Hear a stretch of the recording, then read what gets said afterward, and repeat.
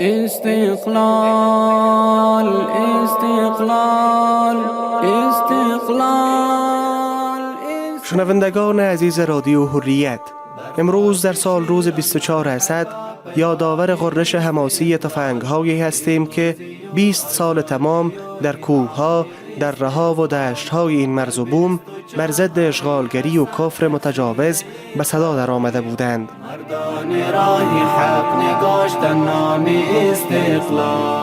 این روز پایان اشک‌ها و آوارگی‌ها و روز آغاز لبخندهای فتح و پیروزی مجاهدین است که با سیمای نورانی و با فاتحه و تکبیر وارد پایتخت شدند و عدل و انصاف را برقرار کردند. پیروزی این روز مبارک نشان داد که شجاعت و غیرت اسلامی فراتر از هر گونه تحلیل سیاسی و نظامی کارشناسان غربی است. این روز با شکوه بر تمام ملت مجاهد پرور افغانستان، بر رهبری نظام و بر فرد غیور این سرزمین که در این راستا جانفشانی کردند مبارک و فرخنده باد.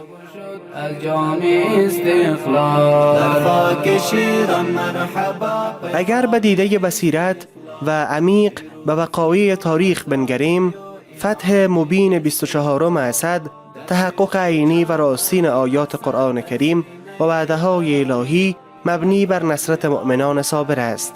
فصلی که در آن یک ملت رنج دیده اما متمسک به حبل الله در برابر هجوم همه‌جانبه فکری، فرهنگی، نظامی و اقتصادی جهان غرب ایستادگی کرد و سرانجام با تکیه بر سنت‌های الهی حق را به حقدار رساند و باطل را مضمحل ساخت.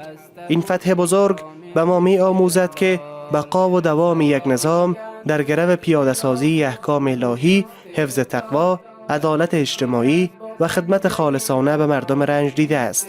امارت اسلامی افغانستان با عنوان ثمره این جهاد عظیم امروز متعهد به اجرای احکام شریعت مطهره و ایجاد فضای سرشار از معنویت، برادری و رفاه برای عموم شهروندان کشور می باشد. پیروزی و آزادی و انعام استقلال در 24 اسد در سینه تاریخ.